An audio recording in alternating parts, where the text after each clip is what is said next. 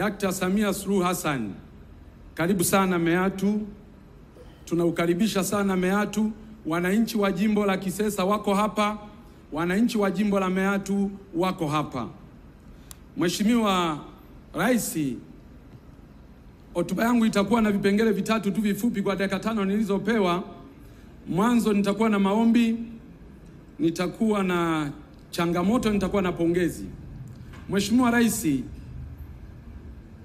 wananchi wa jimbo la Kisesa kama nilivyosema wako hapa.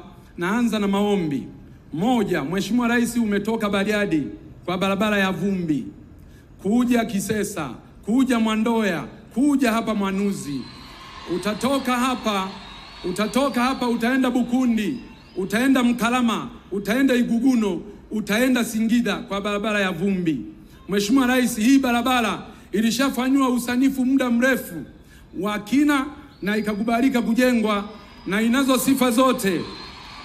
sifa zote kwa sababu ni barabara ambayo inaunganisha mkoa wa Mara, mkoa wa Mwanza, mkoa wa Simiyu na mkoa wa Singida na mikoa mingine yote. Mheshimiwa Rais, tunaomba leo maliza huu ugonjwa mkubwa wa Wanameatu, maliza huu ugonjwa mkubwa wa Wanasimiyu. Mheshimiwa Rais, ninaomba kwa niaba ya Wanameatu na kwa niaba ya wananchi wa jimbo la Kisesa, naomba ujenzi wa madaraja muhimu matatu. Daraja la Mto Sanga litakalojengwa kati ya kijiji cha Isangijo pamoja na Ifungiro wilaya ya Maswa. Daraja la Mto Sanjo litakalojengwa baina ya kijiji cha Mwashata pamoja na Migato litakalounganisha wilaya ya Meatu na Itilima. Daraja la Mto Semu litakalojengwa kijiji cha Mbugabanya litaunganisha na kijiji cha Mwajidalala. Madaraja haya matatu, Mheshimiwa Rais, ni muhimu sana kwa uchumi wa wananchi hawa na ndio maana unashuhudia hizo shangwe zinazopigwa. Mheshimiwa Rais, katika maombi ninaomba jimbo la Kisesa sasa katika miundombinu hii ya kijiografia, naomba jimbo la Kisesa lipewe halmashauri ya wilaya kwa ajili ya kusukuma nguvu kubwa ya maendeleo. Mheshimiwa Rais, lakini jambo jingine ni hospitali, kituo cha afya cha Mwandoya. Kwa jiografia hii unavyoiona, naomba kituo kile cha afya kiwe hospitali teule. Mheshimiwa Rais, tunazo changamoto, nitataja chache, zingine tutapambana nazo na Mheshimiwa mkuu wa mkoa, mkuu wa wilaya, mkurugenzi mtendaji na watendaji wengine wa serikali. Lakini hizi tatu naomba kuzileta kwako, zimekuwa ni changamoto kubwa sana. Changamoto moja ni uvamizi mkubwa sana wa tembo katika wilaya nzima ya Meatu. Mheshimiwa Rais, umejenga kituo Ng'anga cha milioni 125 kwa ajili ya kudhibiti tembo. Mheshimiwa Rais, umejenga kituo cha kudhibiti tembo kijiji cha Marwiro milioni 80. Mheshimiwa Rais, kimeweka kituo pale Mbugabanya kwa ajili ya kudhibiti tembo, lakini kutokana na wingi huu wa tembo bado wanaua watu, tembo bado wanamaliza mazao ya wananchi akiwa shambani na majumbani. Tatizo la tembo ni kubwa kwa wananchi hawa. Ombi kubwa Mheshimiwa Rais, kwa sababu ulilizia fedha zije na vituo vifunguliwe, tunaomba nguvu kubwa ya fedha kwa ajili ya kutekeleza mikakati tuliyoianzisha baina ya TAWA, halmashauri kwa ajili ya kupambana na hao wanyama pori. Jambo la pili ni wafugaji wetu ambao walishashinda kesi mahakamani baada ya kushtakiana wakashinda kesi mahakamani, lakini mifugo yao hadi leo haijarejeshwa Mheshimiwa Rais, na hao wananchi walishinda kesi mahakamani, na kwa sababu mahakama ndio maamuzi wa mwisho, naomba sana kupitia kikao hiki na naileta hii rufaa kwako, wananchi hawa walipwe kwa sababu wanayo haki ya kulipwa fedha hizo. Ombi la tatu Mheshimiwa Rais, swala la ununuzi wa pamba kwa kutumia mnunuzi mmoja. Mheshimiwa Rais, mimi nakubaliana principally kwamba swala la ununuzi wa mnunuzi mmoja kwanza linatuondoa kwenye soko huria, lakini pili kunakuwa hakuna ushindani Mnunuzi wa pamba unapokuwa na mnunuzi mmoja akipata matatizo tu ya kifedha kidogo, wananchi hawa wanaenda kwenye AMCOS, wanaenda kwenye maeneo ya kuuza pamba, hakuna fedha. Kwa hiyo ukiwa na mnunuzi mmoja ni hatari sana. Sasa bahati nzuri waziri wa kilimo yuko hapa. Mfumo wote ule unaoanzishwa ni lazima usicompromise ushindani katika soko huria. Mfumo wote ule unaoanzishwa usilete usumbufu kwa watu waende kuuza pamba sokoni halafu wasikute pesa. Wakiwa wanunuzi wengi, huyu akiwa na changamoto ya fedha, huyu akiwa na changamoto ya fedha, huyu atakuwa nazo fedha. Kwa hiyo ukiwa na wanunuzi 5 huwezi kupata shida ya fedha. Mheshimiwa Rais, sisi kule Kisesa tunakudai. Na wale na maeneo mengine kote wanaosema wakudai, zile fedha zihamishe kule zilete Kisesa, kwa sababu bado tuna mipango mingi ya maendeleo katika maeneo yetu. Sasa pongezi. Mheshimiwa Rais, umefanya makubwa. Na mimi leo nataka nikupongeze hapa. Nimekuwa nikikupongeza ukiwa mbali, hatuonani. Leo ana kwa ana nataka nizifikishe pongezi hizi kwako. Mheshimiwa Rais, mimi ni tofauti kidogo na viongozi wengine ambao wanazungumzia matumizi tu. Mimi naamini kwamba matumizi ni matokeo ya mapato. Mheshimiwa Rais, nakupongeza sana ulipoamua kuunda tume ya Rais ya maboresho ya kodi. Mheshimiwa Rais, hii tume hii wananchi wengi wanaweza kuona kama ni jambo la kawaida, lakini ukweli ni kwamba tume hii inaenda kuwa mwarobaini wa matatizo yote tulio nayo. Mheshimiwa Rais, umefanya jambo kubwa, Watanzania watakukumbuka.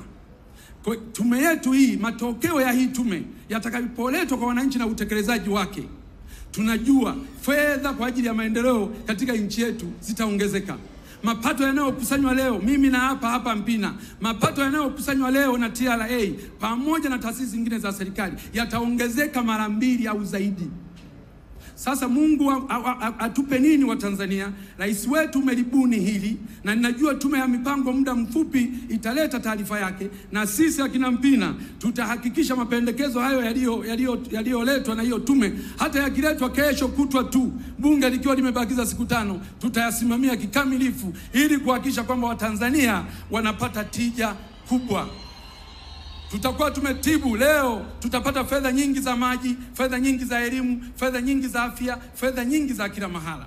Lakini Mheshimiwa Rais, wanawake wenzako katika sekta ya afya na Watanzania wote watakukumbuka kwa namna ulivyosimamia swala la afya. Umeenda kutembelea hospitali yetu pale, umeona huduma nzuri zinavyoendelea kutolewa. Tumejenga zahanati za kutosha, tumejenga vituo vya afya, tumeboresha hospitali za wilaya, umetuboreshea na kutujengea na kukamilika hospitali ya mkoa wa Simiyu, ambapo sasa wagonjwa wengi waliokuwa wanapelekwa Bugando sasa wanapelekwa muda mfupi tu wanaenda kutibiwa pale Simiyu, wanarudi wakiwa wamepona. Lakini umefanya kazi hiyo nzuri pia hata kwenye hospitali yetu ya taifa ya Muhimbili, ambapo wagonjwa wengi waliopewa rufaa za kwenda kutibiwa India na nchi zingine, Uingereza kule, leo wanatibiwa kwenye hospitali zetu. Umeendelea kununua vifaa, umeendelea kuboresha hospitali hizo, mambo mazuri yamefanyika. Wanawake wenzako wanakukumbuka kwa kupunguza pia vifo vya kina mama na watoto. Ulipo hapa na kuahidi kwamba mama mjamzito na mtoto kazi waliopewa na Mwenyezi Mungu ya kuzaa hakuwapa kifo, na ndio maana ukakataa, ukasema lazima huduma za afya ziboreshwe kila mahara. Mheshimiwa Rais, nikupongeze kwa miradi ya kimkakati kwa kukamilisha ujenzi wa SGR kutoka Dar es Salaam mpaka Dodoma, lakini bado ujenzi unaendelea kutoka Dodoma kwenda Mwanza. Mheshimiwa Rais, tunaomba hawa wajenzi waharakishe. Wananchi hawa unavyowaona ni wakulima wakubwa wa pamba na mazao mengine, ni wafugaji wakubwa na mifugo yao mingi wanauzia Pugu Dar es Salaam. Tunaamini ile SGR ikikamilika, mifugo yetu tutapakilia tu pale Malampaka. Ng'ombe wetu tunawasafirisha wanafika kule wakiwa wamekonda na bei imeshuka. Sasa hivi kujengwa kwa treni ile na kubeba mizigo ile, tutaongeza bei. Kwanza tutasafirisha, leo kumsafirisha ng'ombe mmoja mpaka Dar es Salaam karibia 70,000, lakini ukipunguza na kushuka samani kwa kukaa muda mrefu njiani, unaweza ukazalisha fedha nyingine mpya 300,000 kwa ng'ombe mmoja. Lakini mazao ya pamba hivyo hivyo yataongeza bei kwa sababu tutasafirisha kwa gharama ndogo. Mheshimiwa Rais, umekamilisha bwawa la Mwalimu Nyerere lote, megawatts zote 2115. Tunakushukuru sana, Watanzania wanakushukuru sana. Tunajua viwanda vingi vitakuja kujengwa, wawekezaji wengi watakuja kujengwa, na hivyo utakuwa umetatua tatizo la kiuchumi la Watanzania. Utakuwa umetatua tatizo la ajira ya vijana wetu ambao wanasoma leo wanakosa ajira. Uwepo wa viwanda vingi na wawekezaji wengi, ajira kwa vijana zitapatikana. Najua unaenda kufungua daraja la Busisi, nalo limekamilika. Hongera kubwa kwako. Ujenzi wa MV Mwanza, hapa kazi tu, na yenyewe imekamilika. Mheshimiwa, hongera sana. Nimalizie kwa pongezi kwa kusema tumefanya miradi mikubwa ya elimu, miradi mikubwa ya afya, miradi mikubwa ya maji, miradi mikubwa ya barabara, miradi mikubwa ya mawasiliano, miradi mikubwa ya umeme, miradi mikubwa ya kilimo na mifugo. Mheshimiwa Rais, ukifika jimbo la Mpina, ukiwa kwenye helikopta, ukiwa juu, utazani mwanamke kasuka twende Kilioni, msuko wa twende Kilioni. Pamepasuliwa barabara kila sehemu. Pamepasuliwa barabara kila sehemu. Nadhani ni jimbo lako la kwanza Tanzania kwa ujenzi wa barabara bora kama hilo.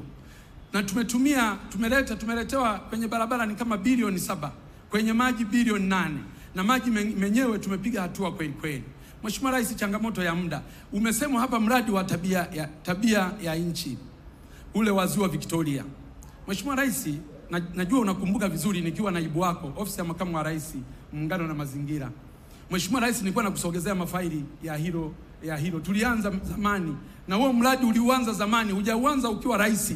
Uliuanza ukiwa makamu wa rais, na nilikuwa nakusogezea mafaili ili huu mradi utekelezwe haraka, wa maji kutoka Ziwa Victoria. Sasa huu mradi wetu unatekelezwa kwa awamu, wanakuja polepole mpaka pale Itilima, alafu huku sisi baadaye. Mimi Mheshimiwa Rais, naomba hebu anze kuchimba tu kutokea Busega huko, wachimbe mpaka hapo kwa Mpina Mwandoya, waje wachimbe huko, waunganishe moja kwa moja kwa muda mfupi, ili tuweze kupata maji kwa urahisi zaidi. Mheshimiwa Rais, nisipoteze muda wako, lakini niseme tu nilizunguka jimbo zima kusoma ilani. Nilipomaliza kusoma ilani kata kwa kata, wananchi wakasema, Mpina, kwa namna mlivyotekeleza ilani na Mheshimiwa Rais, basi sisi tunasema Samia aendelee. Wakasema tena Mpina aendelee, na wakasema tena CCM iendelee.